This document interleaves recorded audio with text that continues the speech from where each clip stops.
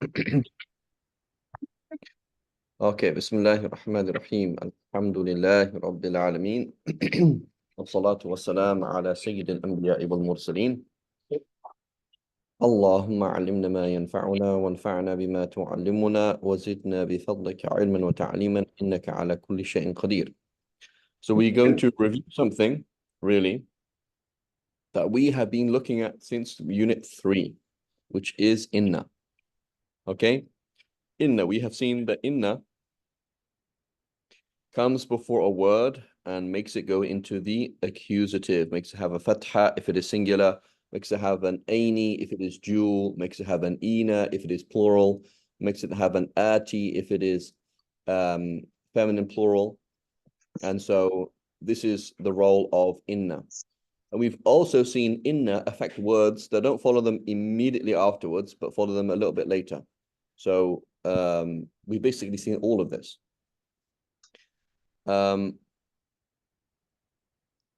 So who can tell me what inna actually means? Indeed. Certainly.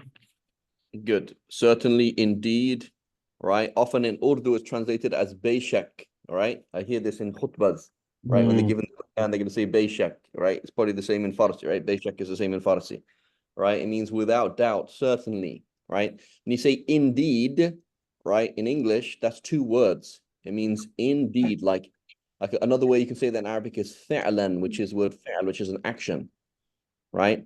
It's like actually, you could translate it as in terms of action, like it is actually the case, right? This is actually the case. So inna, indeed, actually, verily, certainly, without doubt. You could throw in things like, this is the situation and there is no debate about it. Something like that, right? That's the role of inna, okay? But there are, so that's, we've seen that. So examples, and so what does it do to the first word? Inna Allaha alimun hakimun. Inna ardallahi wasi'atun. Inna al-munafiqina, not munafiquna. Right, see this word here? Let's zoom in. Inna al-munafiqina and not munafiquna lakadibun. So it changes it from the default into the accusative. Okay, and now we have a bunch of other words that do exactly the same thing. Okay. All of these come in the Quran very frequently. Anna, right? Inna and anna, they have a different meaning. They have a different meaning, but they sound very, very similar and they do the same grammatical role. So anna, which means that. Okay, that. So you say ashhadu anna Muhammadan.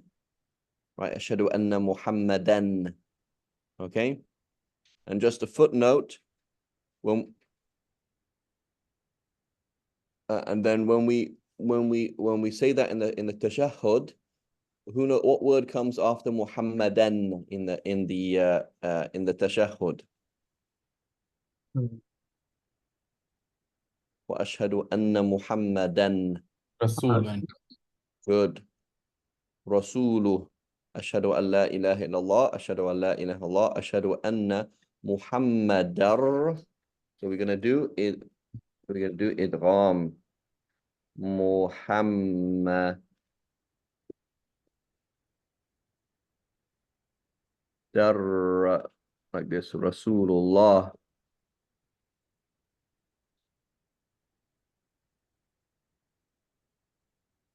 Where's my hair gone?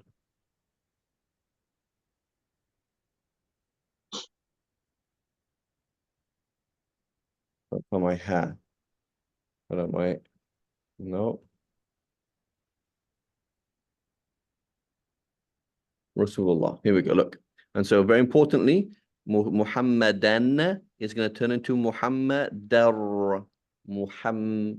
Ashhadu anna Muhammadar Rasulullah. So because the noon in the tanween is going to merge with the ra. Okay. This has a dhamma. This is a fatha. Muhammadar Rasulullah. Muhammadar Rasulullah. Okay.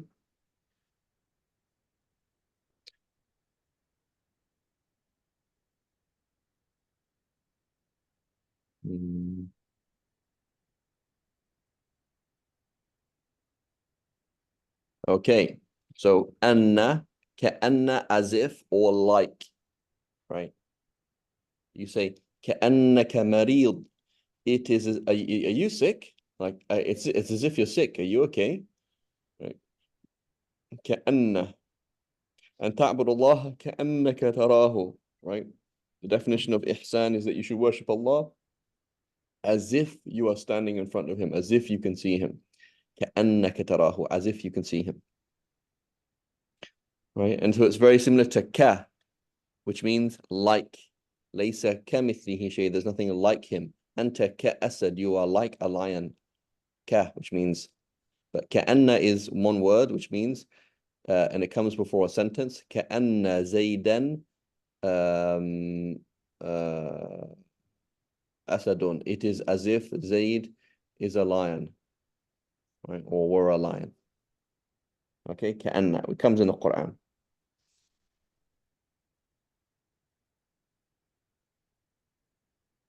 لكن, but, لكن, okay, which means but.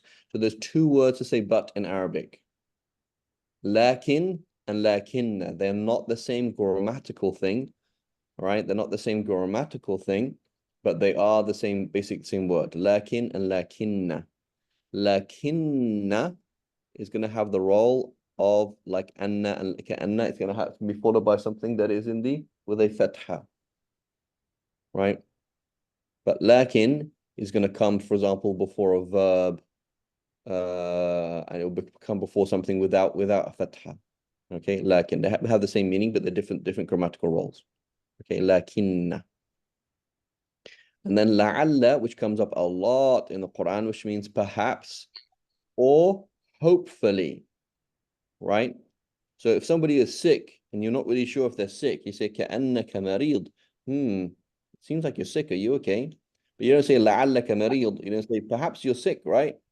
Or hopefully you're sick. It's not a nice thing to say, right? So it could mean perhaps, meaning I don't know, or it could mean hopefully, right? لعلكم ترشدون, that hopefully you will do what is right, right? لعلكم تتقون, hopefully you will fear Allah. Okay, and so it means it has a positive sense, right? It's just there's a level of doubt. I'm not sure, but hopefully. That's la'alla, right? Does that make sense? Because you can translate it as perhaps, or it may well be, or you could translate it as that haply, right? That happily this should happen, right? You say فعلت كذا لعلك كذا, right? I've done this, that happily this should happen or that should happen. Does that make sense?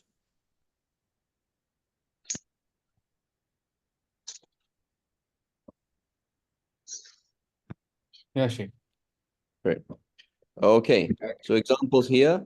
وَأَنَّ الْفَضْلَ بِيَدِ اللَّهِ, and that, anna, the grace, al-fadla, بِيَدِ اللَّهِ is in Allah's hands.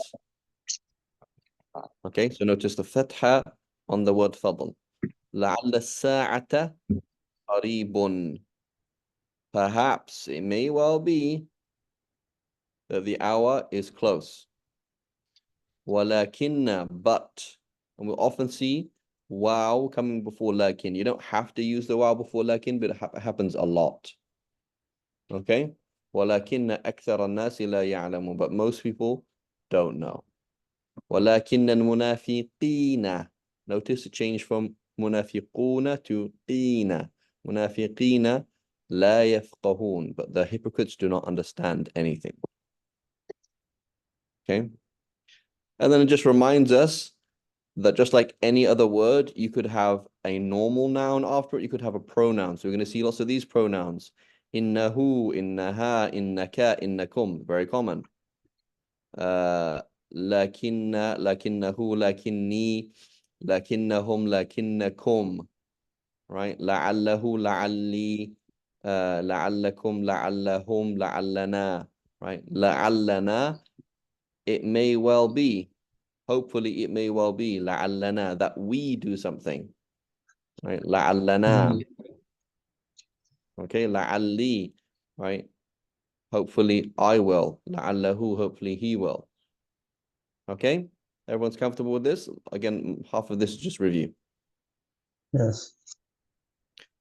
Okay, let's go on to the next page then. So,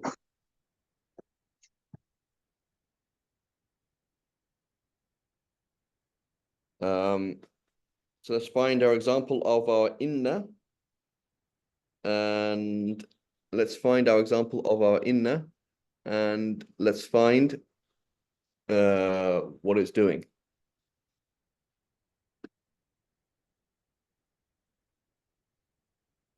And number one. Inna arda lillahi. So the word inna is making the generative. Accusative, yeah. Accusative, yeah. Accusative, right? Okay, sorry. And therefore has a fatha, good. In al-arda lillah, good. You could translate it as indeed the earth belongs to God, or the earth actually belongs to God. It doesn't belong to anybody else. Right? And Shaykh, what makes inna arda lillah or arda lillahi? Like, what is the rule that it is arda lillahi? Because here lillahi is two words, li plus the word Allah. So the word for or to, and then the word Allah. And so the word Allah has a preposition here. This is a lam here. Okay. To, I'll say to him, right? To him, not to he. Okay. He. Inna al-arda lillahi. So inna is making the word arda have a fatha, and the lam is making the word Allahi have a kasra. Okay, somebody else for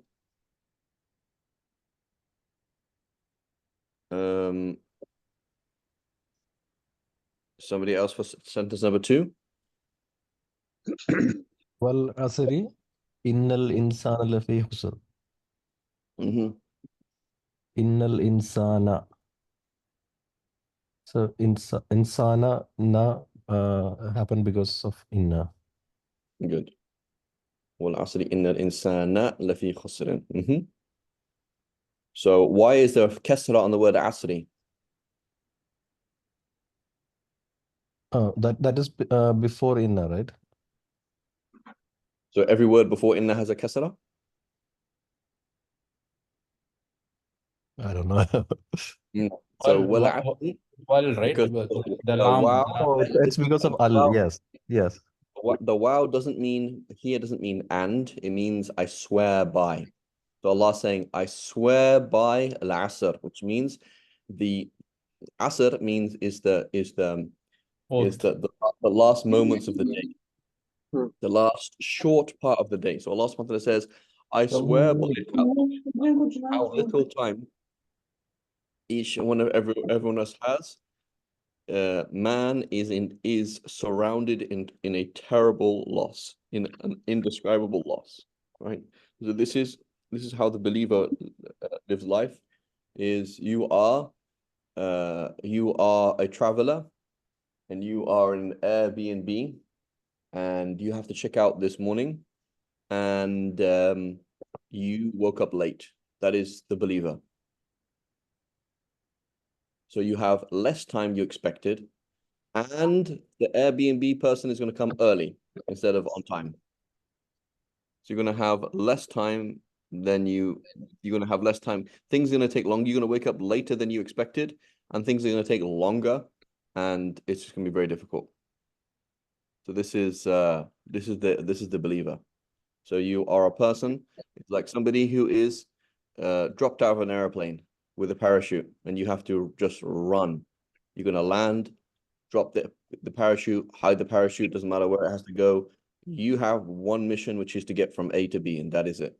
That is your life. Run, run, run, run, run. Right? It doesn't mean that we're aggressive. It doesn't mean that we're rude. It doesn't mean that we don't care about people, but we're running to do certain things. Some of those things are relaxation. Sometimes you need to run to do nothing. You need to run to go to sleep. You need to run to rest your body, rest whatever it is. But the point is, the thing that gets us every single time is imagine that we have time. We do not have any time. There's no time. There's no second chance to say sorry to somebody.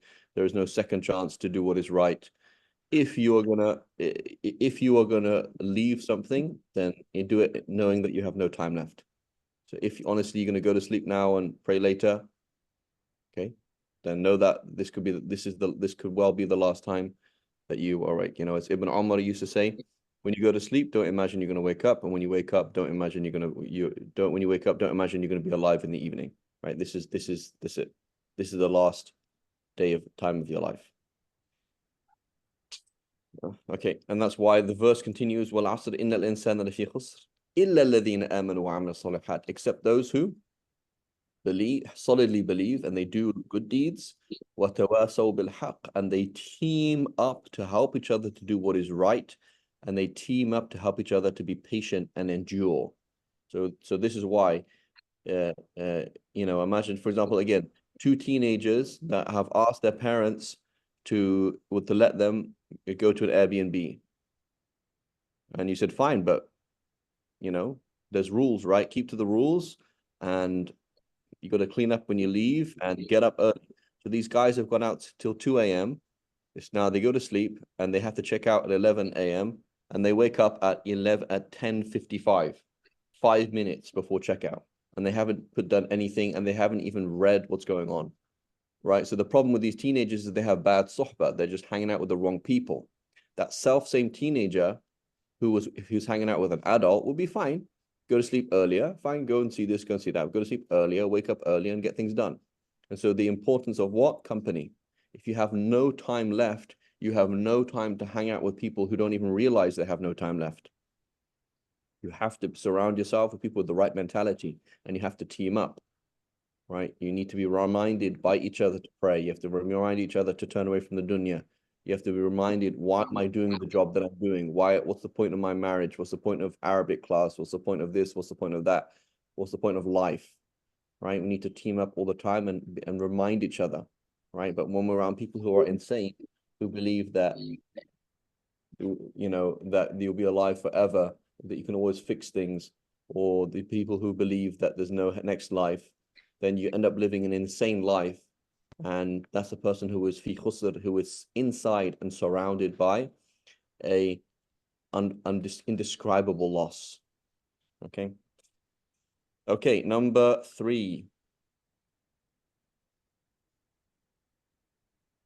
Inna rahmatallahi qareeb. Good. What is interesting, Fahri, about this sentence? So truly, instead of indeed. Good. So indeed, Allah's mercy is qareeb. If you were doing the first few units of this course, or let's say unit 2, why would you find this sentence very strange and confusing? The qareebun. So rahma is which gender?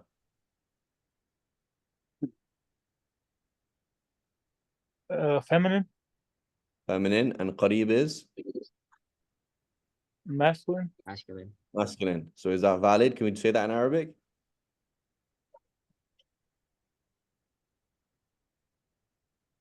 No. Right. So if you wrote this in your Arabic 101 class, they would say, this is wrong, error, mistake. It's qareebah. Okay. But what is Allah saying then? So truly, the mercy of Allah is near. Yeah. So is Allah's mercy, is it feminine or is Allah's mercy masculine? Oh, masculine. See? So you're like, oh, right. So let's imagine this, right? Let's think about a Christian thinking about Jesus, right? What's the image you have of Jesus? Jesus on a cross, right? And he might be crying, he might be bleeding, right? And so the image of Jesus for a Christian is that he cares about you, right? But is Jesus strong? Is the image strong? Like somebody dying on a cross, somebody carrying a cross, somebody bleeding, somebody crying. Is it strong? It's not strong, right? Whereas when we say Ar-Rahman Ar-Rahim, it's very different to how a Christian thinks of God or how a Christian thinks of, Jesus. Like we are saying, Allah subhanahu wa ta'ala, number one, He is more kind to us than our own mothers, but at the same time, Allah doesn't suffer pain. He's not like Jesus who suffers pain, right? And also, Allah subhanahu wa ta'ala is totally in control and doesn't need to die or doesn't need to be sacrificed or anything like that. It's just total power. So here, Allah subhanahu wa ta'ala is changing the gender and saying, yes, Allah subhanahu wa ta'ala is kind and merciful. And when you see how things really turn out, you will cry for happiness and you will be so much shocked that Allah subhanahu wa ta'ala is so kind. You don't realize it.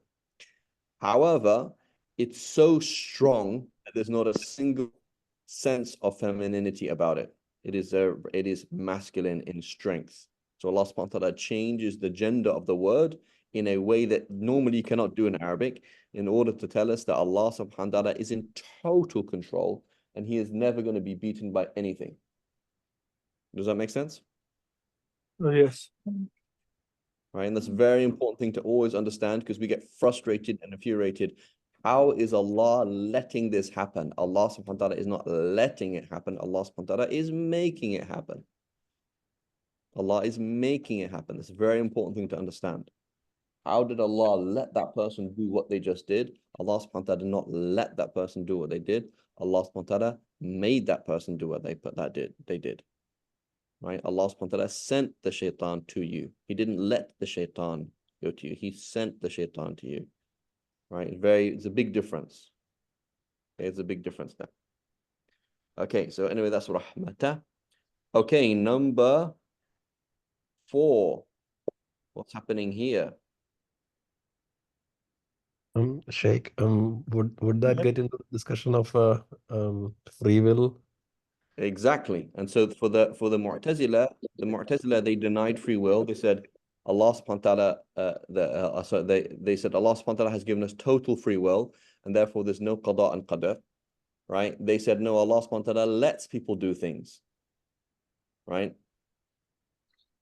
Allah lets you do that. We don't say that as soon as we don't say Allah subhanahu wa ta'ala lets you do things. Allah subhanahu wa ta'ala makes you do things. Allah subhanahu wa ta'ala has given us enough free will that it's our choice and we earn an action. But in reality, Allah subhanahu wa ta'ala is creating everything, right? He is the creator of us. He's creator of our intentions. He's creator of our situations. He's the creator of our actions. Every single thing is kun fayakun, be and it is. So we look at our own actions as our own responsibility, and we look at other people's actions as kun fayakun, be and it is. And this is a huge relief in life, unbelievable relief in life, because you will go crazy if you're trying to understand why on earth other people do what they do. You're like, oh my God, is this person like this person is either, right? I'm sure people have been in this situation. You say this person's either a shaitan or they're insane, one of the two. Because I can't believe that a logical person, somebody who has a brain, would ever do that. It doesn't make any sense. Like, why would you park like that? Why would you send an email like that? Why would you tell your husband or your wife something like that? Why would you speak to your father like that if you're sane? How could you do that to your brother? How could you do that to another Muslim? How could you do that to somebody you work with? You go insane. And then you realize, oh, all of these things around me are just a creation of Allah subhanahu wa ta'ala. All these people here, just Allah's creation. Just as Allah subhanahu wa ta'ala creates the wind, it blows from one direction, another direction. Allah subhanahu wa ta'ala creates people. They talk to me in one way, talk to me another way. They steal my money. They try and steal my money. They try and trick me. They try and do this. All of it's just a test. And then you chill. It makes sense. Right? Very, very important. Very, very important. You see every single thing as kun fayakun, be and it is. And it is the action of Allah subhanahu wa ta'ala. And you relax. And then you just deal with it as Allah subhanahu wa ta'ala would expect you to. If you saw a lion, what would you do? Run away. If you saw somebody starting to steal your money, if Allah subhanahu wa ta'ala said, hey, I'm going to make somebody steal your money, what would you do? Take the means that Allah wants you to do. But you just know that it's just a test from Allah, as opposed to going crazy in your head, like, oh my God, how can they do that? How can they do that? How can they do it? And you go crazy. It's very important, right? It doesn't mean you don't do anything, but it means how you do things and why you do things, right? It's very important. Okay. Shaykh, So, I'm sorry, go so ahead. real quick. Inna rahmatullahi qareeb. So qareeb is masculine because Allah comes No, not before it. because of Allah, because Allah's mercy is so strong that there's not even feminine. Okay, got it. Right. In Just to be principle, clear. this sentence would be incorrect. In principle, Right, somebody right. comes with wrong Arabic. What are you saying? That doesn't make sense. Mhm. Right. Okay, so Okay. Okay, number 4. What is happening with number 4?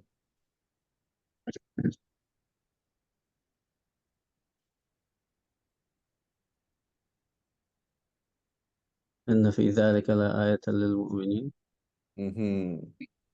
So let's focus on 2 words right now. Mu'mineen. What state is mu'mineen in and why? Plural.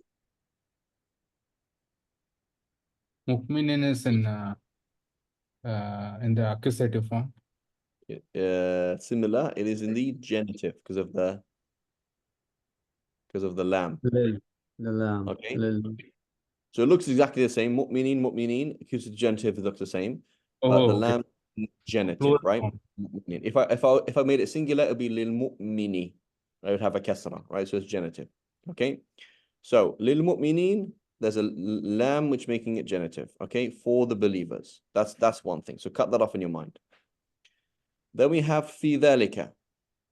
Okay, dhalika does not change, right? We know the word dhalika does not change. But if it did change, it would have a kasra, fi dhalika, right? So this is also, so lil mu'mineen is one little pocket, and fi dhalika is another little pocket, right? So here in this sentence, we have 4 chunks, 4 units. We have inna, we have fi dhalika, we have lil mu'mineen, and then we have ayatan. And there's one little thing that makes it a little bit more confusing, which is the la. Okay? La, which is a la that comes after inna, which means like really, really. Right?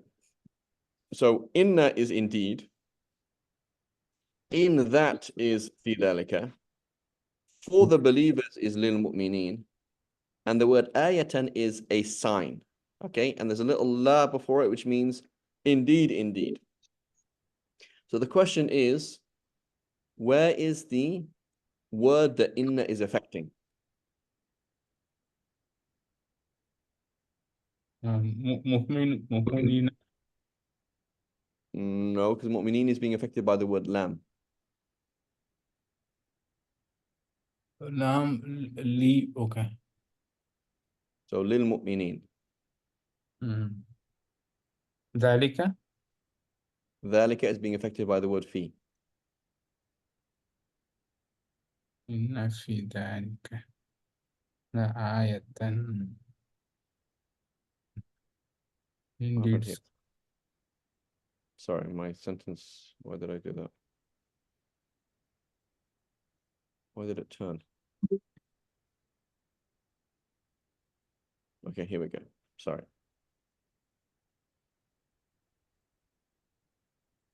Inna fi dhalika la ayatan. So ayatan has a fatha because of what? Which word? Inna. Inna. Okay. Now, so this is quite a common structure in Arabic. You're going to see inna. You're going to see a preposition followed by the word that it's putting into the genitive, and then you are going to find the word that inna is affecting, and it's going to be indefinite. Okay, that's quite common because this, in reality, it goes back to a discussion we're going to have in like level 3. If this is level 1, we're going to have this in level 3. But that's what's going on here. So inna is not affecting fi dhalika, because fi dhalika I can move all over the place, right? If I said inna lil mu'minina fi dhalika la ayatan, it would be totally fine. So indeed, for the believers, in that there is a sign. Or inna fi dhalika lil mu'minina ayatan. So I can move this lil mu'minin all over the place. and fi that I can move it all over the place, not a problem. Because they're not really, it's not really changing anything. If I said there is in that there is, or there is in that, it's the same. Right? In my body, there is a heart. There is a heart in my body. There is a heart in my body. It's like it doesn't mean the word in my body doesn't matter. It can move around all the time. Okay? But inna is affecting the word ayatan, and that's why it has a fatha there. Okay? And so we have inna, which means indeed, fi dhalik, which means in that. Okay? La ayah, la is an extra word meaning super indeed. Ayatan is the word being affected by inna, and lil mu'mineen is lam plus mu'mineen. Okay? And so fi is affecting the word ayatan. Does that make sense? Mm. Okay? And we're going to frequently see that. Inna plus fi or li or something like that. And then you see that thing there, and then you're going to have your word here. Okay? And I want to give you a very extreme example of that in beginning of the second juz of Baqarah. Where is it? Where is this? Give me 1 second.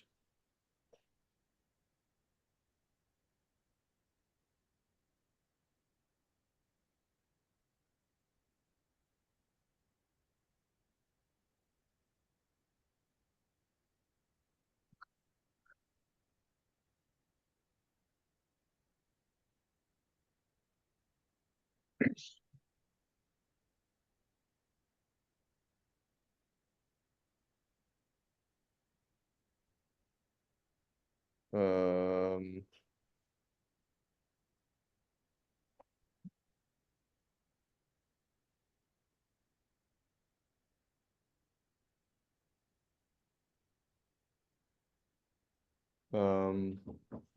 how does it go? In the fifth one. So no, I don't want that one. That's in Al Imran. I want the beginning of Baqarah and the second juz of Baqarah.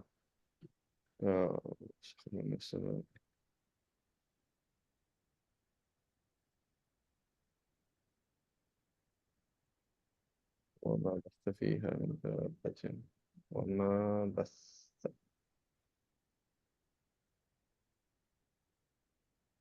Somebody found it? وما بث فيها من دابة. Where is this?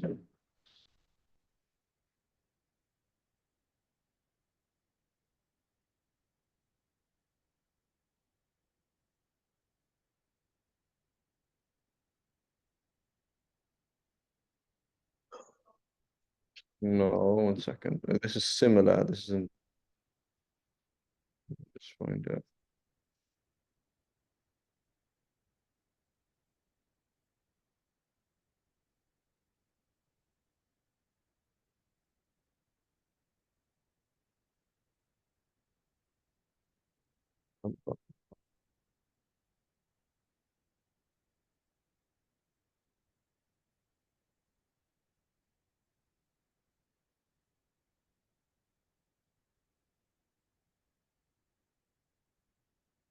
من ماء.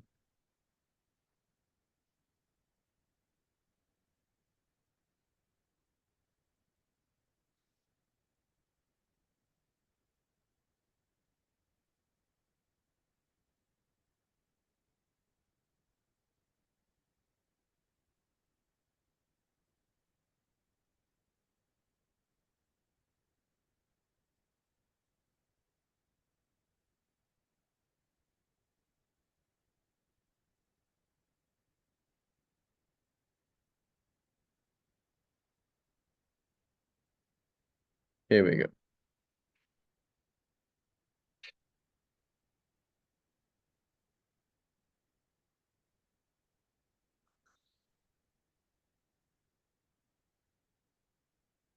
Let's just analyzing it. I want Baqarah 164.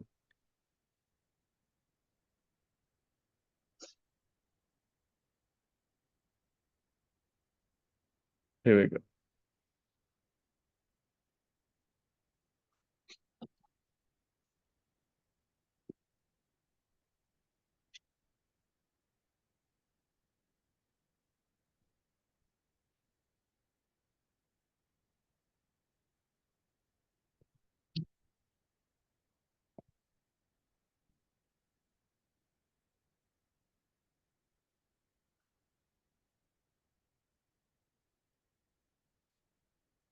Why did it paste it like this? 1 second.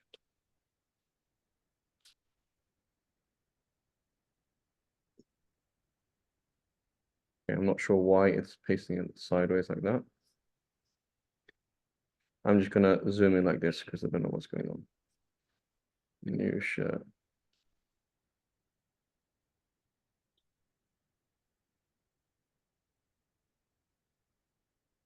Okay. Everybody can see this. How do I zoom in? There we go. Okay, so look at this. Here's our inna. Okay. And then we have that same structure. في ذلك في خلق السماوات. Look how long it goes on for. Right, look how long it goes on for. It says just indeed in the creation of the heavens and the earth and the alternation of night and of day and in the ships that or which sail in the sea with that which benefits people and i.e. and in that which Allah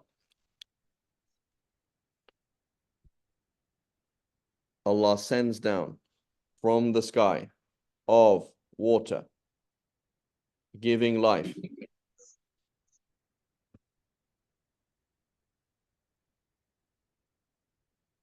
Giving life to the earth after its death, and dispersing therein all kinds of animals.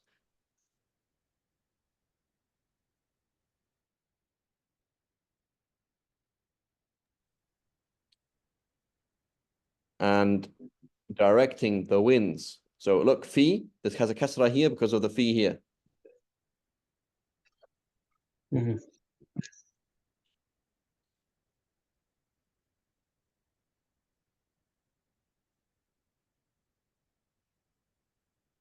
Okay. وإن في تصريف 1 second, just killing a mosquito. تصريف الرياح والسحاب المسخر بين السماء والأرض لآيات. Notice that? So structurally, it's exactly the same sentence that we are looking at. Okay? It's exactly the same sentence, no difference. Okay? لقوم يعقلون. But look how long it is. Okay? So I'm just looking at the word inna. I'm like, where is the word inna is affecting? No, no, no, no, no, no, no. And it's right down here. And this word is plural. It's found in plural. So that's why it has a kasra. Ayatin. Okay, ayatin. Okay, and so it's different to ayatan because that's singular. That has a fatha. But this is exactly the same thing. They're both in the accusative for the same reason. Does that make sense? Yeah. Yeah. Aslam Fahri, Saeed, Sultan, Sami Allah. No. Okay, Yes. great. Okay. Okay, inna fi dhalika la'ayatan. Okay. Now, I want to remind us of another thing as well. Notice here it says the man.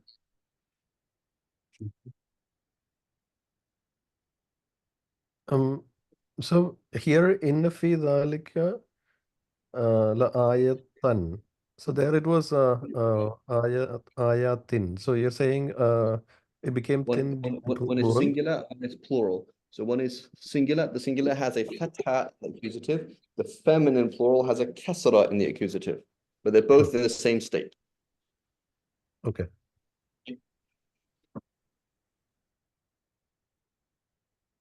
Okay. So now another thing I want to point out, which you mentioned before, is that when you say innal insan, that means man or mankind or the human in the generic sense, right? Remember, L can sometimes mean the generic sense, like the human. And then so when we refer to something in the generic sense in English, we often don't have a the. We say, for example, wealth is useful, right? Health is a blessing. Like we don't say the health, we just say health, right? We don't say L or no L, we just don't say anything, right? So in Arabic, you can't do that. So in Arabic, you either have an L or you have no L. If you have an L, you're either referring to something specific, the man who is sitting across the table from you, or men in general. You say the man, meaning the man in front of you, or men in general.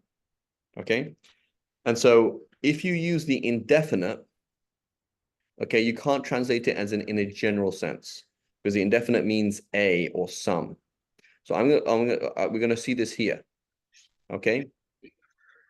Innal abrara, indeed the righteous, lafi na'imin, shall be or are in na'im, in bliss.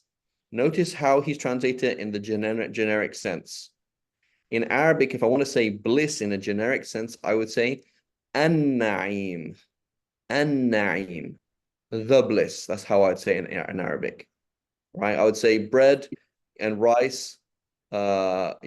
If you want to lose weight, stop eating the bread and the rice. That's how you'd say in Arabic, the bread and the rice, i.e. the generic bread and rice. So here, this word is indefinite. It has a kasratain, it means, and it's not definite. But here he translates it as if it's definite. So this is a good translation if it says, Innal abrar lafi an-na'im, are in the bliss, i.e. the generic bliss. But that's not what it says. It says, indeed, the righteous are in na'imin, some kind of bliss, some kind of indescribable bliss, right? So the indefiniteness here is to show that it's unknown and unfathomable. You could not understand it. Indeed, the righteous that you are familiar with will most definitely be inside and surrounded by a level of bliss that you couldn't describe. And even if you put an L before it, it wouldn't make sense to you because you can't understand what kind of bliss this is, right? So the Californian phrase is some kind of next level bliss, right? Does that make sense?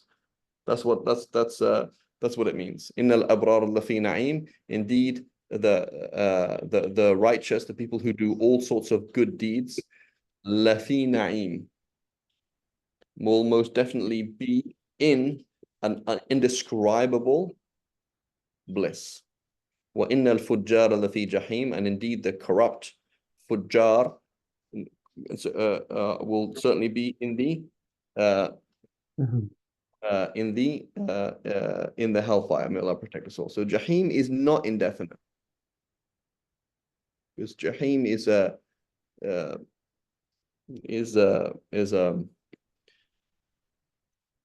maybe it is indefinite here. Maybe we should look it up. Double check this, but it doesn't seem so. Jahim is a name of hell. I'll look it up, inshallah. But that's what's happening in the first sentence. So anyway, who can see what is inna doing to the word abrar and what is inna doing to the word fujjar?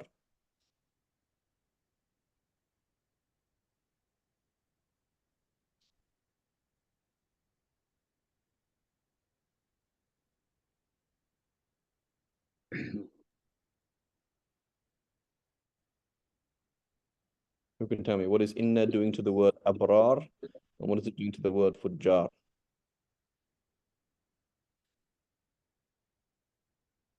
Abrar, plural accusative.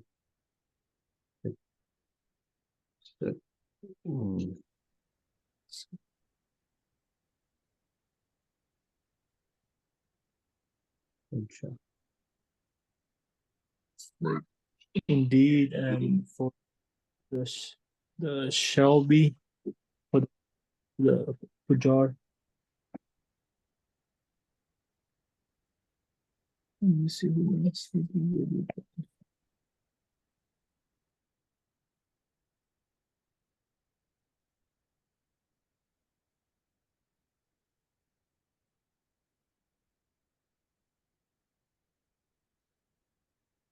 So wa innal fujjara means indeed. So it's making the word abrara have a fatha as an accusative, and it's making the word fujjar in the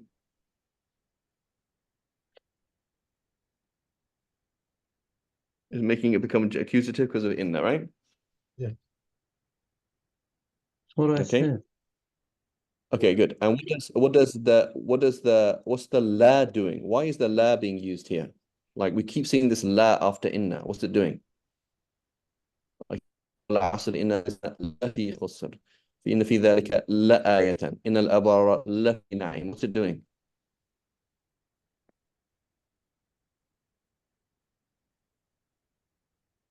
Referring to the abrar. Okay, the lam makes it even more emphatic. Okay, so it's really, really. Okay, so we're going to see it after inna, and we will not see it after anna. Okay, you'll never see inna. La, this lam comes after inna. It does not come after anna. Does not come after like inna. It come specifically after inna. Okay, so if you could imagine 3 levels of emphasis, 3 levels of emphasis. If I tell you a statement, you ask me, Farid, what time is it? And I say it is 7:30. You say, okay, big deal. Why? No. Imagine if I emphasize that. So, well, why would you emphasize it? What's the point? So I bring in inna when I need to emphasize a point because perhaps you don't really believe it or because you're doubting it. Okay? So you're doubting something, you're surprised by something. I say in, it's actually the case. It's like, wow, I'm actually half Chinese. Oh, really? I didn't realize that. Okay? So, but now if you deny what I'm saying, I now need to doubly emphasize what I'm saying. You say, Farid, you're not half Chinese. Forget, I don't believe you. You're lying. You're pulling my leg. And I said, no, I am actually half Chinese. So notice I said that I am actually half Chinese. Okay? And so now I've really emphasized something. So that's what's happening with the la.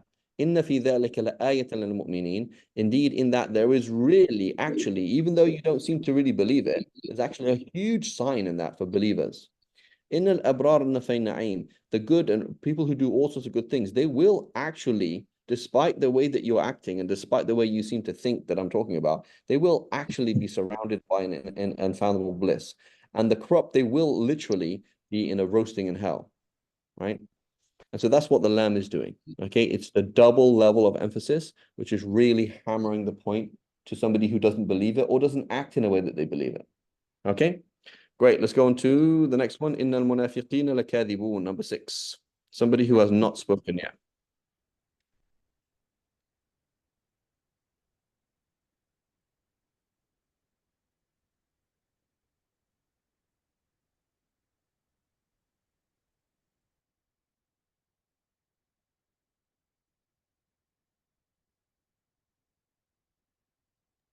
I think everybody has spoken, but maybe. So yeah, it's following the same pattern. Innal munafiquna lakadibuna. Sorry. المنافقين Good. We're changing from munafiquna to munafiqina because of the inna. Good. And la, double emphasis. Good. Next, number 7. إن المتقين في جنات ونعيم. Good. Has na'im been translated properly?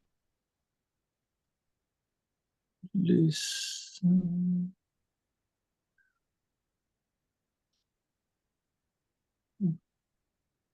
Urban gardens. Is it Jannat? It's a bliss now. Good. So the word, it means bliss. But if for example, if I ask an Arab to say happiness, sa'ada, would he say al-sa'ada or sa'ada? Would he say the happiness? Would he just say happiness? It depends. I think Al Saada. Good, right? Because when an Arab refers to something generic, he uses the word the. If I say, for example, money, he would say the money, right? If I said, for example, people, he would say the people, right? Right? You're going to hear some Egyptian khatib, he'll say, and the people, they say this, right? And you're like, why is he speaking like that? That's funny. And so, yeah, fine, he says the instead of that. That's just pronunciation. But the point is, he says the people, because in Arabic, you always have al, meaning generic people, people in general. So here there is no al. So what's actually happening is it says, indeed, the people that you do know who were careful and avoided the haram, they will be in many amazing gardens and in a bliss, a bliss that you could not describe. It's a bliss that is beyond putting an L before. It's beyond limiting, beyond defining. So you'd translate it as, indeed, the people who continually avoided the haram and continue warded off Allah's punishments, they will be surrounded by many amazing gardens, and they will be in an unfathomable, undescribable amount of bliss that you couldn't even describe. Okay? As opposed to bliss. Right? It's not quite the same bliss. Okay, number 8.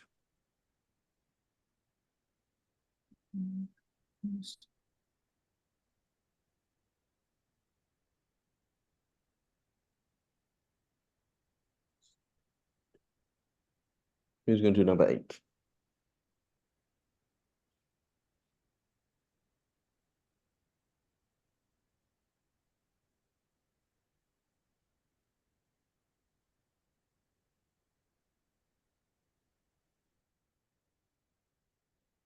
So shouldn't it be Rasulullah? وَاعْلَمُوا أَنَّ فِيكُمْ Rasulullah should be right. Because we'll look at Anna. What's Anna doing? Maybe Anna is making Rasulullah.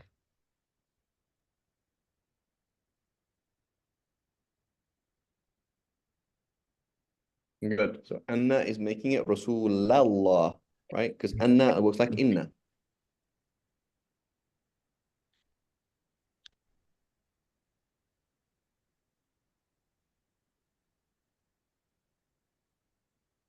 Okay, good. وَاعْلَمُوا أَنَّ فِيكُمْ رَسُولَ اللَّهِ. This is a very important rule here in Surah Al-Hujurat. وَاعْلَمُوا أَنَّ فِيكُمْ رَسُولَ اللَّهِ لَوْ يُطِيعُكُمْ فِي كَثِيرٍ مِنَ الْأَمْرِ لَعَنِتُّمْ. If the Prophet ﷺ did what you wanted, you would suffer. Okay? So this is very, very important. Okay, very, very important. The Prophet ﷺ is rahmatan lil alameen. He is a mercy. He is a cause of happiness for us. Okay? He is here to make us happy in the deen and the dunya. Okay? And akhirah. And so when the Prophet ﷺ tells us to do something, he is not telling us to do something because there's a rule that has to be followed and has to be followed. He is telling us to do something because the result of that would make us happy in the dunya and the akhirah. Okay? And so Allah subhanahu wa ta'ala says, لَوْ يُطِيعُكُمْ فِي كَثِيرٍ مِّنَ الْأَمْرِ لَعَنِتُّمْ. If he were to do what you wanted, then your life would be very, very difficult. Okay, so the believer is like somebody who has an infection. Okay, they have an infection. And the doctor tells them, you cannot, under any means, get water on this infection. Don't do it. So then the patient goes and has a shower anyway. So forget that. Now the infection gets worse. So then the doctor says, whatever you do, don't eat this. So then the patient goes and eats that. So the doctor has nothing to win and nothing to lose. The doctor is not trying to make up random rules to control people. The doctor is just saying, listen, bro, if this is what you have, if you get water on it, this is what will happen. And now you've got water on it, don't eat this. And if this is what will happen. So the Prophet ﷺ is not there to limit our happiness. The Allah subhanahu wa ta'ala is not there to limit our happiness. Allah subhanahu wa ta'ala is telling us to do things for our own benefit. The Prophet ﷺ is telling us to do things for our own benefit. It's only you who will benefit, not me. You can't harm Allah, right? And so know that the Prophet ﷺ is amongst you, and if he were to just do, if he were to keep changing the Sharia based on what you think is good for you, then you would be living a miserable life. And Allah doesn't want you to live a miserable life. Allah subhanahu wa ta'ala is kind and nice, and he wants you to live a happy life. So that's why he sent you the Prophet ﷺ. And so when the Prophet ﷺ tells you do something, it's like, well, yeah, but that limits my freedom, and that's annoying. It's there to make you happy, right? Classic example. Classic example. The Prophet ﷺ, he said, إِيَّاكُمْ وَالدُّخُولَ عَلَى النِّسَاءِ. He said, be very, very careful of mingling with women. Right? And then they said, Ya Rasulullah, أَفَرَأَيْتُ الْحَمُ. They said, Ya Rasulullah, what about your brother-in-law? Like your brother-in-law's family, right? Like what's the big deal? Right? قال الحم الموت. He said, the brother-in-law is death. Right? So it's so inconvenient that we have to segregate. It's so inconvenient that you have to have these people on that side and these people over there. It's like, what's the big deal? What's the big deal? Like, why are you limiting my freedom? Why are you limiting the way that I can dress? Why are they limiting the way who I can interact? Suddenly I have to be conservative in front of this person and not laugh so much in front of that person. Like, why are you limiting me? Why are you doing that to me? Who knows why? How does that result in, how does it result in us being happy if we follow those rules? Men should be with men, women should be with women, and specifically, a woman should be very careful around her brother-in-law. Why do you think that's why do you think that's the case? How does following those rules make us happy in the dunya? It prevents a lot of mishaps. Good. Right? So you're like telling your teenager, bro, your son is 18, he's got his first motorbike. You're like, fine, Bismillah, ride your motorbike. For crying out loud, wear a helmet or wear a jacket. And like, why? You're like, okay, don't wear a jacket. Don't wear a jacket. The kid now falls off his bike. And it's like, I told you, I've been on a bike myself. You can fall off a bike all the time. It's either your elbow, it's either your jacket or your skin. What do you want to take off on the street, right? And so you're doing it for Allah subhanahu wa ta'ala is giving to the Sharia for our benefit. It's for our benefit. Allah subhanahu wa ta'ala says, grow a beard. Why grow a beard? It's clear gender polarity, or gender, what's it called, distinction.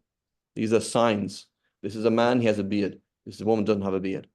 It sets a whole load of things, gender roles, gender responsibilities, right? It's all there, right? Every single thing in the Sharia is there for us to be happy. Go to sleep early, right? And wake up early. Why? We all know that, right? Follow the sunnah of the Prophet, go to sleep early, wake up early, work early, right? Everybody knows that. Anybody's got a business, for example, you wake up at 10 a.m., it's not going to work. You have your own business, you've got to start working early. You've got to go to sleep early. Okay, so the Sharia is there for our benefit to make us happy. No, Allah does not benefit from limiting our freedom. The Prophet does not benefit from limiting our freedom. They just want us to be happy, that's all. Okay, so وَاعْلَمُوا أَنَّ فِيكُمْ رَسُولَ اللَّهِ. Right, so notice this, أَنَّ فِيكُمْ رَسُولَ اللَّهِ is exactly like إِنَّ فِي ذَلِكَ آيَةً. So إِنَّ أَنَّ فِي ذَلِكَ فِيكُمْ آيَةً رَسُولَ.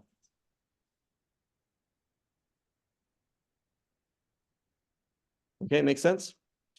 وَأَنَّ الْفَضْلَ بِيَدِ اللَّهِ, the same thing, and that the bounty is in Allah's hand, right? And this is a very, very important concept here. Again, is bounty meaning wealth, access to money. Many people, they might have tawheed in their heads, but they don't have tawheed in their hearts, right? They're believers. You ask, how many gods are there? What causes happiness? What causes power? Oh, you say Allah. Okay? But the way they see things is they see that power and strength is in the hand of other people. And so Allah subhanahu wa ta'ala is reminding the Muslims, say, no, the Quraysh, they might have a monopoly of the market. They might have a monopoly of the armies, but it's in Allah's hand. Allah subhanahu wa ta'ala can totally change every single thing, right? So it's very, very, very important to understand that, right? Very, very important to understand that Allah subhanahu wa ta'ala, it was not just on a belief level, but it was on a very material level that the Prophet ﷺ totally changed the core of every single person in Saudi Arabia at that time, and make sure that they knew to the very core that strength and power is in Allah's hands. It is not in the hands of any superpowers or any super businesses or any oligopolies or anything like that. Oligarchies. Okay, Number 10.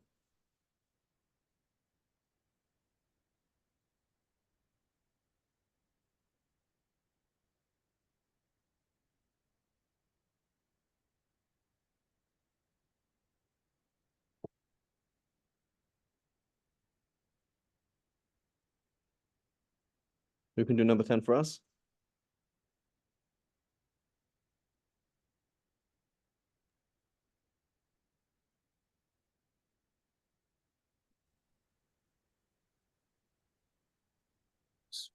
ولكن المنافقين لا يفقهون.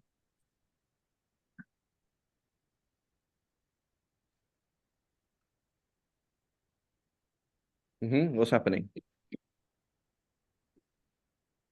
But the hypocrites do not understand.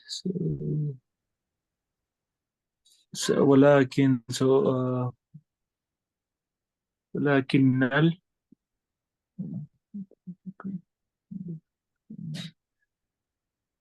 المنافقين لا يفقهون.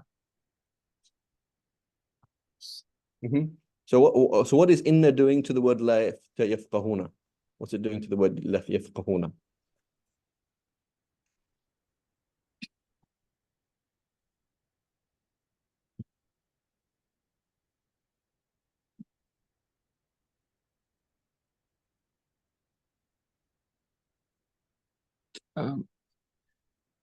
They do not, like instead of does not, or like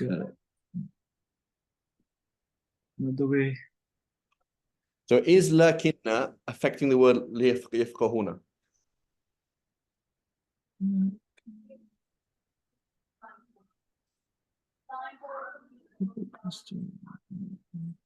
Okay, here's another question. Is lakinna affecting the word munafiqina?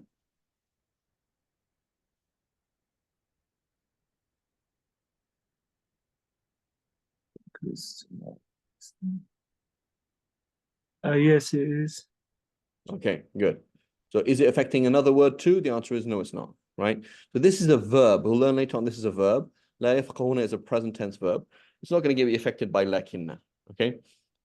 So lakinna is the word munafiqina, and changing it from munafiquna to munafiqina. Okay, number 11.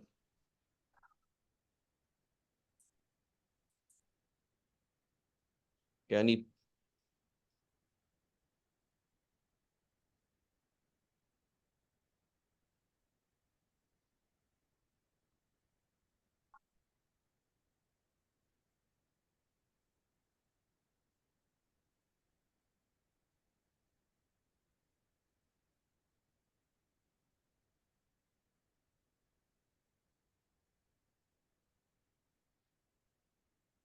what's happening here.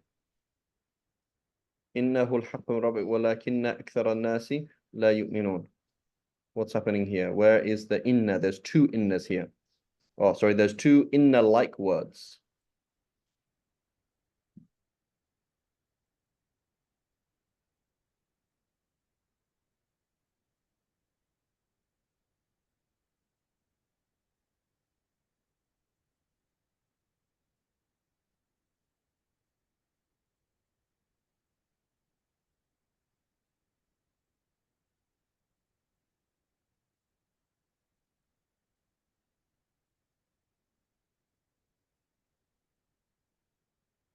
Who can show me? There's an inna and there's another word that's like it.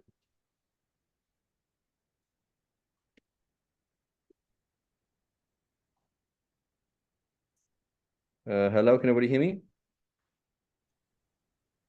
Yep. Yes. Innahu and wa lakinna. Two innas there. Good. We have lakinna and we have innahu. So where is the word that is being affected by inna? إنه الحق. But I'm not sure why it's haqqun. So it is. So there's no word here, but indeed it is. So the word that comes after indeed is it and not truth. So you're looking at the word al-haqq and saying, why on earth does this word have a dhamma? This doesn't make any sense. When in reality, The word that would have the fatha is the word that comes after inna, which is innahu. So we shouldn't ask the question, why does the word haqqu not have a dot fatha? We should ask the question, why does the word hu not have a fatha? Because if anything would have a fatha, it would be the word that comes straight after inna. Does that make sense?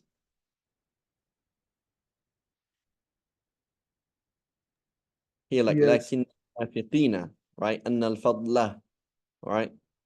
So here, the word that is being affected by inna is the word hu. And this word hu is a preposition. And if we remember, prepositions do not change. They don't have fathas, dhammas, and kasras. Okay?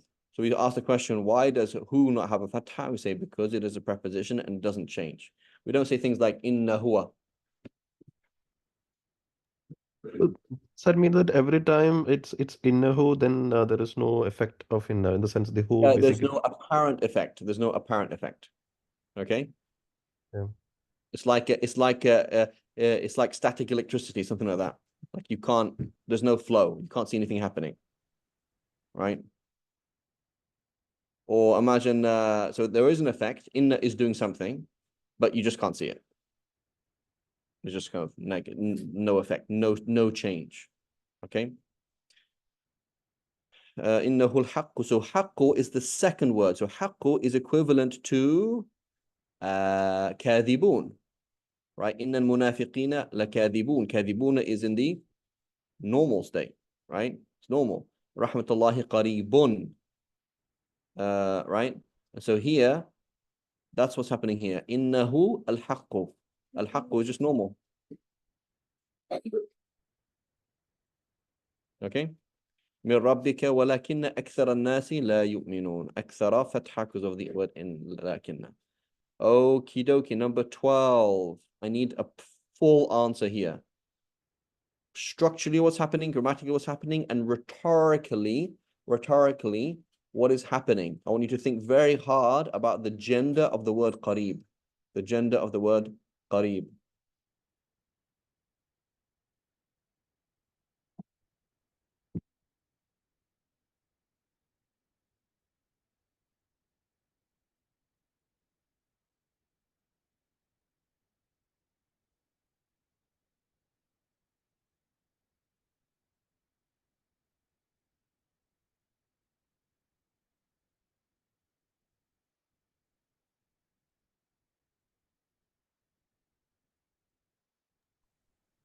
It's also similar to what you mentioned earlier, in the sense it's because of the importance and the severity of that the hour.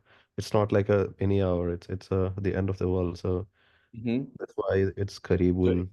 is there Sort of. any femininity about it at all? No. Right? لعل الساعة قريب. So قريب is in principle a grammatical mistake, right? If you're a kafir, you say, look, this Quran, it claims to be Arabic, but it actually has grammatical mistakes in it, right? That's like saying things like, for example, imagine if I said something like, we is one. And you're like, what? What do you mean we is one? You mean we are one? I said, no, I use the word is and not are to show how united we are. Like, really? It's kind of weird, isn't it? Right? And it's like, no, I'm not weird. I'm trying to show that we are not even, I don't even have to use the word are because we are already one. So I say that we is one. So then it gets, so America is one as opposed to the Americans are one. Right? And so I make it singular and make it have the sense that it's all one.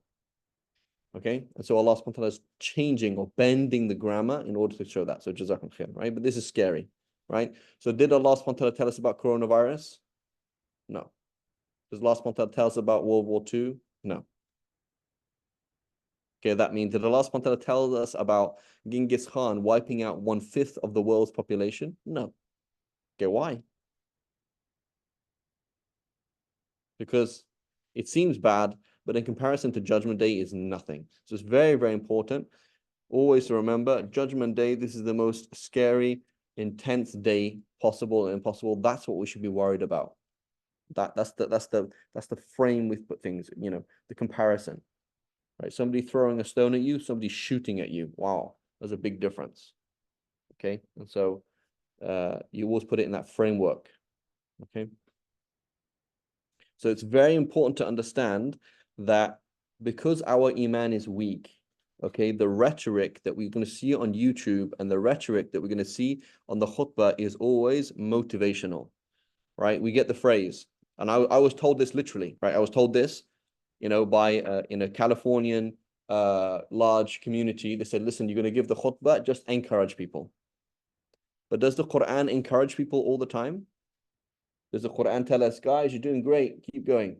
Does the Quran tell us all that time?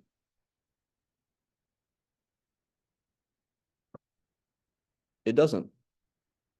A lot of the Quran is, oh my God, I'm super disturbed, right? When you read the Quran, oh, I'm really disturbed, right? A lot of the Quran is like that. And it's because in reality, we're not taking things seriously. We're not as serious as we need to be, right? Allah subhanahu wa ta'ala talks about Bismillahir Rahman. He talks about His Rahmah. He tells us how His Rahmah is greater than His wrath. He tells us that we should never despair of His mercy. And He just tells us that we should make tawbah, and that He tells us that we can make tawbah anytime, doesn't matter what we've done. The doors of repentance are always open. At the same time, Allah subhanahu wa ta'ala talks about hell and punishment and fear and heart shaking and people going insane because they're so scared, right? And how we need to do more and how we need to fear Allah, right? And so we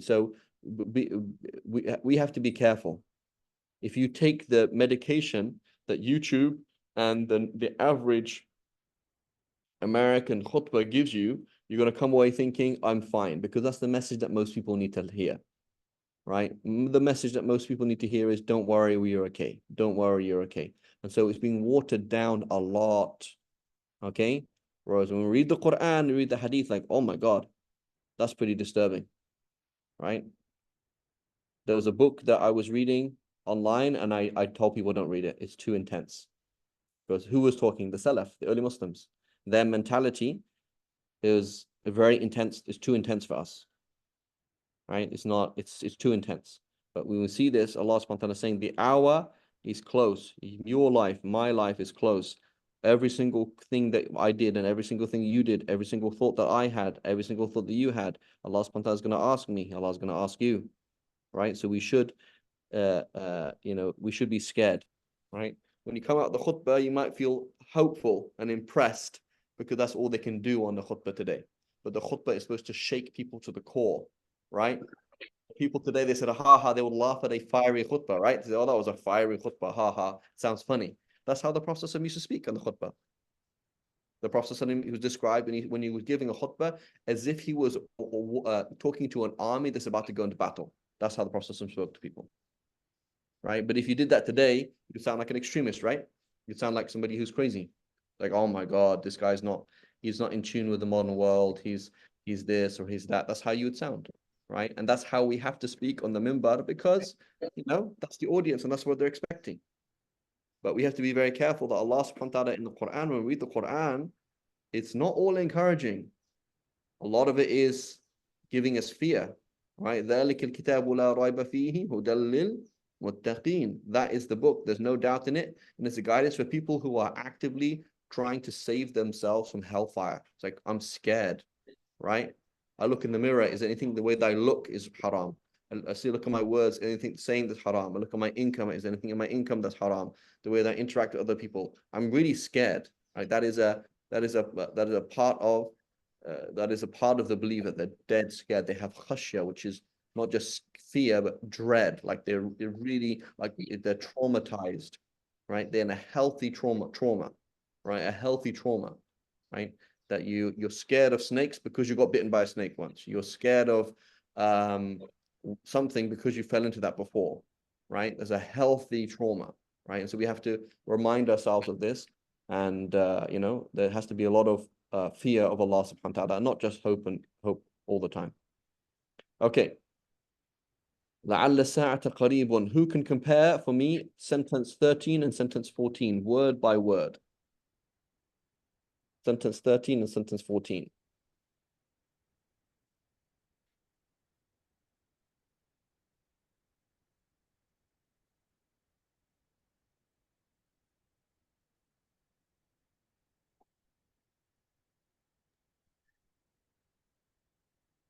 Wallahu ala kulli shay'in qadir. So here, my understanding is that Wallahu here translated here as and God, but I think it is more like a um, indeed or like the voice of the emphasis. Indeed, Allah. Allah means on over kulli shay in everything. Qadir. Mhm. Okay. What's funny about the order? Okay, first, sorry, I'm going to ask you that question in a second. So what is the key difference between 13 and 14 that changes one word?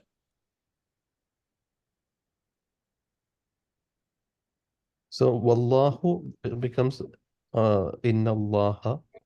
Good. So one has inna, one doesn't have inna. Otherwise, it's all the same. Okay. Here's another question.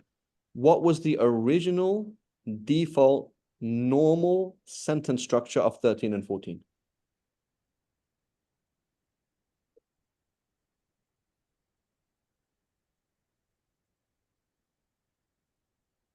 So here we look at in Arabic, it says in God, and God over everything is powerful. Is that the normal sentence in English? And God over everything is powerful. Is that how we normally say it in English? Like, do you normally say I can everything do, or I can do everything? But that's Arabic normal, right? In English, It's we not, it's not, yeah. it's not actually. No.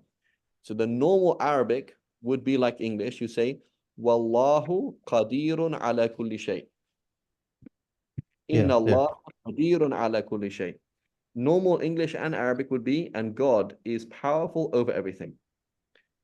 Okay? And God is powerful over everything. Okay? That's the normal sentence. So here, in the English and in the Arabic, it's been changed. Okay? It's been changed for emphasis. Right? And it's like saying Allah can every single thing do. Right? And so that's emphatic. Right? Emphatic.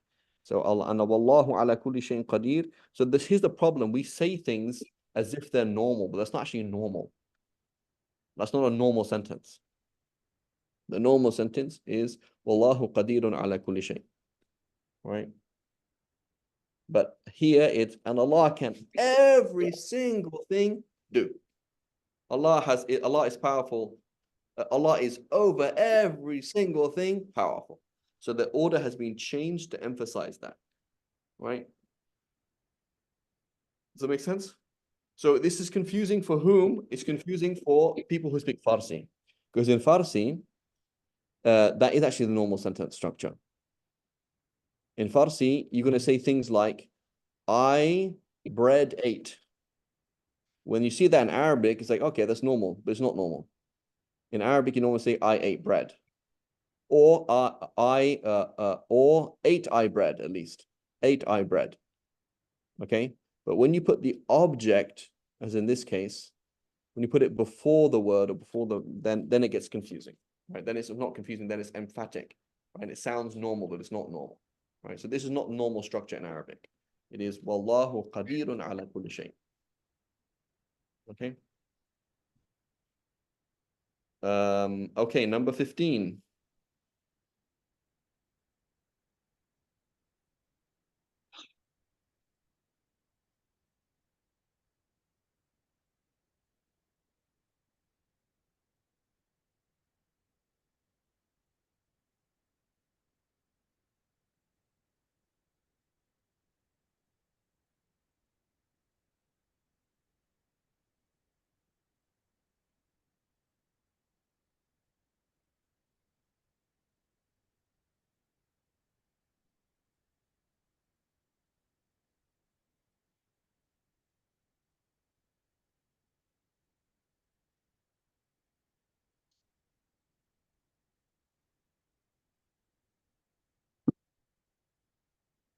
Who's your number 15?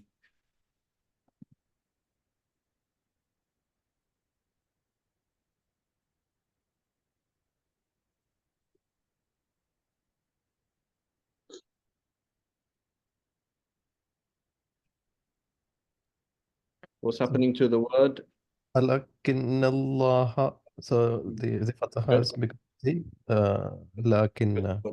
Good. Okay. Dhu fadlin is normal, possessor of grace, al-alameen, right? And notice how Allah subhanahu wa ta'ala describes that He is kind to every single thing. Okay? So even a person in hell is receiving Allah's mercy. The mercy that he was chosen out of all things to have been given a chance, to have been spoken to by Allah subhanahu wa ta'ala, to be addressed by Allah subhanahu wa ta'ala, and being told, worship me, or right? And so it's very, very important to understand that there is this every single thing by being in existence is an object of Allah's mercy. And there are certain things that are given more mercy than other things, but everything's being given mercy. Okay, so I would like everybody to take 5 minutes to go back over the previous units, look at the topics, okay? And then look at the topics and the vocab. So let's go back to maybe unit 5.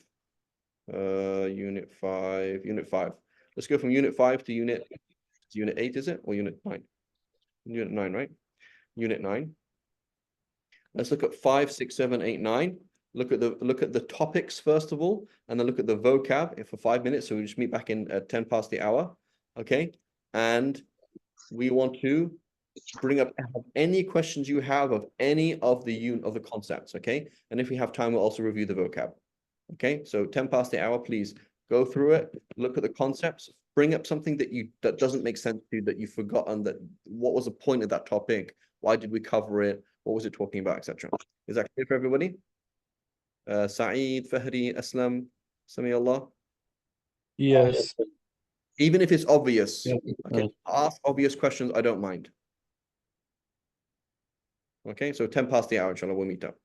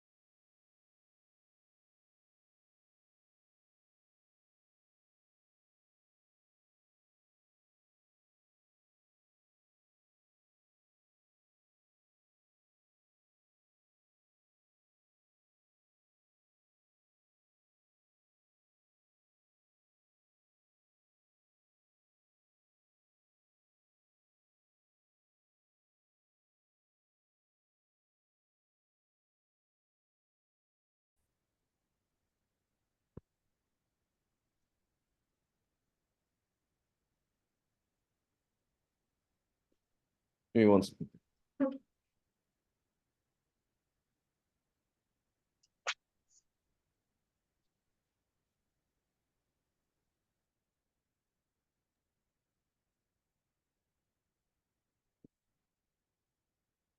Okay, so that's the basic picture. And what is the point? Why on earth would you do that? You say, number one, why on earth would you not do that? Right? Why on earth would you not do that? If it helps you understand, and if all languages by default do this, right, then you don't ask the question, why would you do that? You ask the question, why would you not do that? So you ask the question, for example, why is it that in modern English we don't do this? Why is it that, for example, in modern Farsi we don't really do it very often? Or in modern Hindi?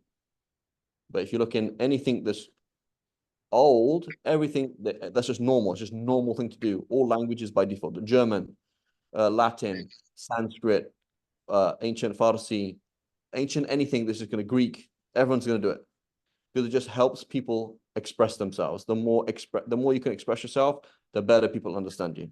So it's just a normal, natural thing to do. Okay. It's like sometimes we say she and sometimes we say her. Sometimes we say he and sometimes we say him. And sometimes we say his. It's not the same thing. So the more descriptive we are, the more information we give, the more something expresses a change, right? The better it is. So, do you have English examples on nominative, accusative, and genitive? So they all exist, but you just don't see the change. Mhm. So if I say, for example, I'll give you an example. In English, do you say if I were him or if I were he? I don't even know what you'd say, right? Because I say if I were you, I'd do this. But is it correct to say if I were him or if I were he? I don't know. I don't even know which is correct. So which state would be him and which state would So be he? him we use for accusative and genitive most of the time. But sometimes we use his for genitive if it's possession. Right? So it's the car of him, we say his car. We don't say he car. Right? Now if I said he car, you would understand what I meant. Right? You'd understand that I just can't speak English properly, but you understand you drive in he car. You're like, yeah, okay. You drive in his car. Fine, I get you. You would understand what I'm saying. The words are enough to understand, but you just understand I can't speak English properly. And it gets a bit confusing sometimes, right? And so, but it's useful when I say his car, because then it means the car that belongs to him. And so generally speaking, we use the genitive for his, and similarly, we can use him for the genitive and him for the accusative in English. But the thing in English is you only see it with prepositions. You don't see it with anything else. Whereas in other languages, it's going to be there the whole time. So in German, you're speaking German. Not only do you have to change the word, you also have to change the word that comes before it. So I'm going to say the tree. There's 12 different ways of saying the in German. 12. So there's 4 states. There's nominative, accusative, genitive, and ablative, I think. And then they've got singular. So then they have masculine, feminine, and neuter. So every single time you have to think of 12 different ways of saying the in German. This is today on normal modern German. Right? That's just how they speak. Every single time they say the word the, they're thinking the word that comes after this, is it masculine, is it feminine? And is this the object of something, or is this a thing doing something, or is this something happening to something or with something? That's how they think. That's how normal languages think. Okay?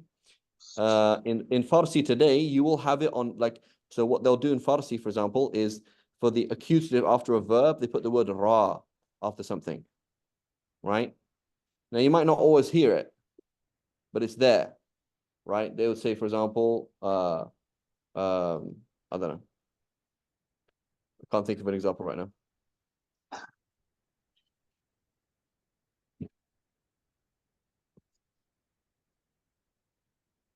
Okay, it makes sense? So they put that as an object. By the way, I'm an object. And that's not just with prepositions, that's with any noun. I can't think of an example. My Farsi is unbelievably bad. I'm just Farsi speaking by extension. Can you still speak Farsi? No? Kemak. That's about it. Hello, ciao. خير إن شاء الله.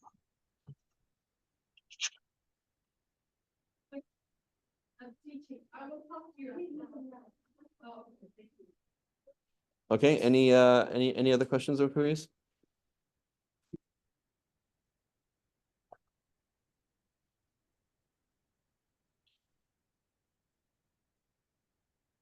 Okay, should we call it quits here then, inshallah?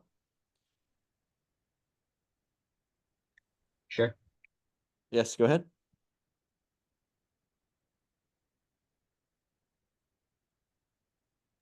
Who was? Yeah, go ahead, Fahri. Yeah, go ahead. Yeah, like I just I don't quite remember the different forms when it comes to the nominative, accusative, and genitive. I just can't find like a pattern. So what do you mean? So like so what you need to do is just break it down into each category. So you've got your singular first of all. You just got to memorize it. So this is u a I. Okay, that's for the singular. Okay, Zaydun, Zaydan, Zaydin. So normal Zaydun, after a verb or after inna Zaydan, and after a preposition like fi or min or an Zaydin. Okay, so that's Okay. for your singular. Okay, then for everything else, it's actually easier because you either got normal, which is nominative. So that's Zaydani, Zayduna, Zaynabatu, right? And then you've got different. So anything happening to it will make it different. So you say, is it normal or is it different? So it's different because there's a fi there, there's a verb, there's something else. Then it changes from ani to aini. Ani to aini. Okay? If something happening to it, it changes from muslimuna to muslimina. Right? So here, for this category, you need to know, is it accusative genitive? But everything else is just, is it normal or is it not normal? Right? And then it's going to change from muslimuna to muslimina. It's going to change from muslimatu to muslimati. That's it. Okay. Does that make sense? I hope I understand it. Okay, inshallah. So just what you need to do, Fahri, is every single time you see something, say why. Okay? Just ask the question why. Like, what's going on? Why is there kasra? And just sit like, what on earth am I looking at?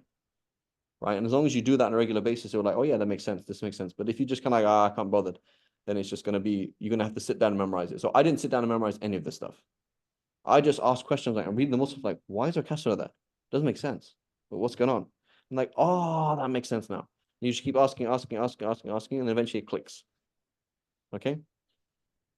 Okay. Like you say, خلق السماوات والأرض. Like, dude, why is it got a kasra and then a fatha? It's crazy, right? And then it's he created, so that's after a verb. As-samawati, oh, that's feminine plural. Wal-arda, that's singular. Ah, I get it. There's one earth, right? So, okay, great. So that's what's happening. They're both in this line. They're both in the accusative. One of them is in this category, which is feminine plural. The other one is singular. So that's what's going on. Okay, but you just got to keep picking at it. Like, what's going on? Why is it happening? Okay. Inshallah, we'll stop here. And inshallah, next week we'll start, inshallah, with a review of vocabulary, inshallah. So please look from unit 1 all the way to unit 10, inshallah. And we're going to start looking at our vocabulary. Next week is easy class again, or somewhat easy. It's an of relationship, somewhat easy. But we want to make sure we got our vocab down. Okay, so the more vocab, 90% of language learning is memorizing vocab. Like if you knew zero grammar and just tons and tons of vocab, you just sat there and memorized, right? That's all. How many words you need to know? You need to know about 2,000, right? That's not very many. That's not a lot of data, right? Like sama, sky, and half of you, when you look at these words, 95% of you know 90% of the words on the page, right? So let's crack that other 5%, other 10%, and make sure we know all the words that we've missed so far from unit 1 to unit 10, and inshallah we'll go from there. Inshallah. Subhanallah wa bihamdik. أشهد أن لا إله إلا أنت نستغفرك ونتوب إليك.